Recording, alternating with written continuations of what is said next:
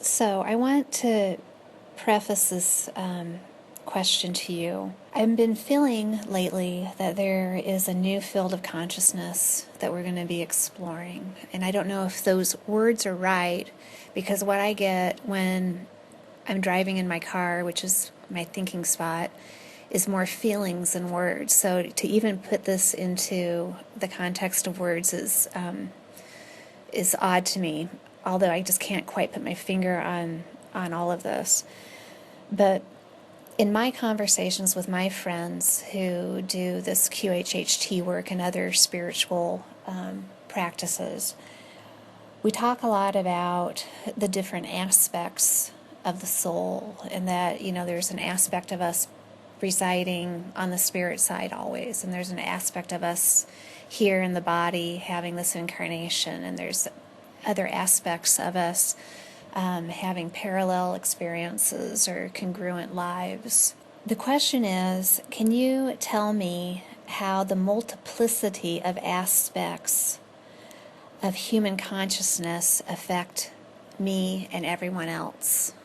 Currently, they do not affect you so very much, so obviously. Let us take yourself for an example at this moment.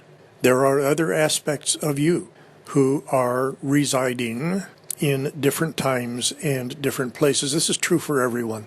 And let's give them numbers. There is Suzanne number 1 and Suzanne number 2 and Suzanne number 3, and we'll say Suzanne number 4. The number is far, far greater. It would have to include every lifetime that we're into that time thing again, that every lifetime that you have ever lived.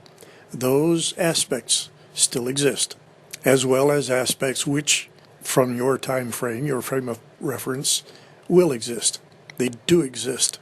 And when they make a major change in their life, in their consciousness, it affects all the rest. That happens to you every day, but you are so far removed, possibly, from the one who made that particular change, that you do not really notice the change. It is just something which goes into making up your consciousness.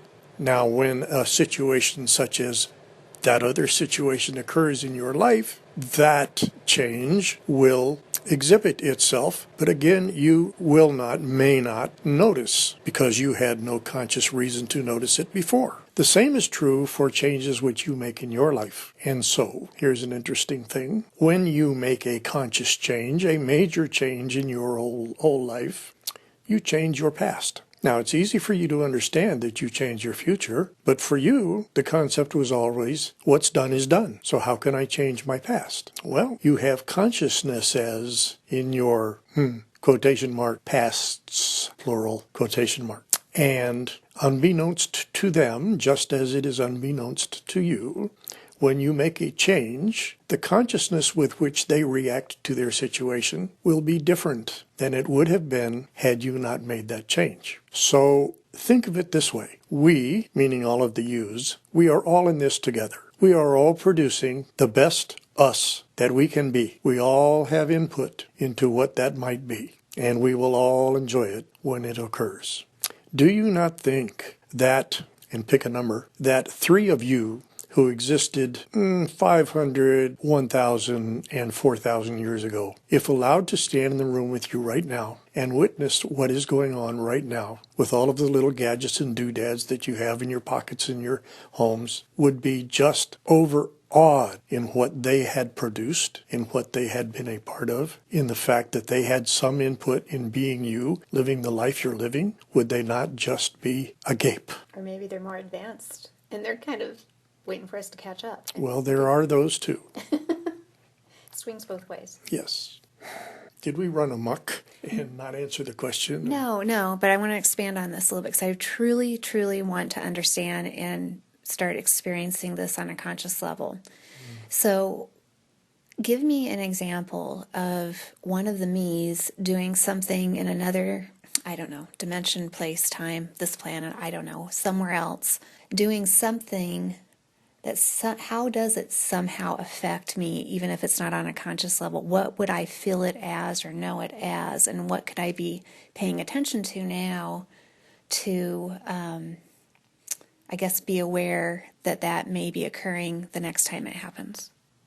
Well, we'll give you a very obvious one. You are sitting in session doing a hypnosis with a subject. Now, the subject with whom you are interacting at the moment has never been able to be hypnotized by anyone else before. He had control issues. He was very good at hypnotizing himself, but no one else could ever perform it. You had no problem. And if you noticed, you are very good as a hypnotist. Now, why is that true, all of that I just explained? And I will tell you. This one had a life in Egypt, in a school, which was a sort of temple. And part of his education, at the time it was her education, included being hypnotized by a mentor. Now, who do you suppose that was? And so you are currently a very good hypnotist. And you currently have no trouble hypnotizing this person because you have a history of doing such. Now, you don't remember that, but what that person, we almost fell into your habit, but we won't. Just for illustration, we will not fall into that. We will say what this person in Egypt is doing is affecting what you are doing. What these two persons in Egypt are doing is affecting what you are doing. And the reason they are so effective in doing what they are doing in Egypt is because of what you are doing here now. Their understandings of who and what they are connecting with are directly affected by your connecting with us now. Does that illustration help at all? Yeah, I'm going to have to think on that just a little bit and let it rattle around. Yeah, I like that. That sits very well with me. So, gosh, it just feels like we're on just the verge of like opening up something so big. And so part of me, it just has butterflies in my stomach. And What is happening is that your consciousness is being expanded to the point where very soon you will be able to experience more and more of the multiplicities of who you are at one time and make sense of it and be able to operate in that fashion. You could not do it today, and you certainly could not have done it last year. But as your consciousness expands, your ability to function in that manner, as you realize that what you are doing in personage A is interacting with what you are doing in personage B at this other time or other place. Now, at first, you may be able to handle 2 or 3 of those things. And it may be quite a while before you can handle 4 or 5. But think on this. What will it be like when you reach a level, and you will, where you realize that your consciousness is having about 7 billion of those experiences at the same time? that's just our planet. It's just this lovely Gaia's planet. And there are those far more advanced than she. So, taking that all in and understanding it, then, so what is life like when one can relate with and understand the other aspects of themselves in other places? How does that change things up? Well, we cannot really explain that to you in a manner which will make it understandable, but we can give you an example, a very close and personal example of what it is. There are, according to your estimates, mankind's estimates, science's estimates at the current time, and understand, please, they are only your estimates. There are currently about 70 to 100 trillion beings sitting in your chair whom you call Suzanne. All of them interact with each other and willingly do their utmost to produce the best Suzanne they can in order for you, their God, to dwell therein. And so the experience you're having is very much like the experience you're asking me about. Do you know how thrilled they are when they perceive that you perceive them? How happy they are when you are happy with what they have done? You can have those conversations with them, you know. It is exactly the same sort of relationship. You live in a fractal universe, and so that same being exists in your society, and then upon your planet, and then in your solar system, and then in your star system, and on and on and on. That is what is meant by as above, so below. You are a universe. Is that a perspective you have explored prior to now? It is. Well, it is, I think, in other aspects of me. Perhaps I feel like I'm catching up, but yeah. So I just want to kind of tie this all up together. So we've been doing these beautiful YouTube clips about the event, which is awesome and very wonderful to entertain the thoughts of. And I think that's great and should have focus given to it. But on another level, this event of becoming aware of all of our aspects is just as important, and potentially to each individual that feels that they are only the one incarnated aspect of themselves, this thought process could change everything, couldn't it? It could, and it will. And it is part of the reason why we have spoken that the changes which are internal to you, to your consciousness, to your perception, to your actual being, are the event.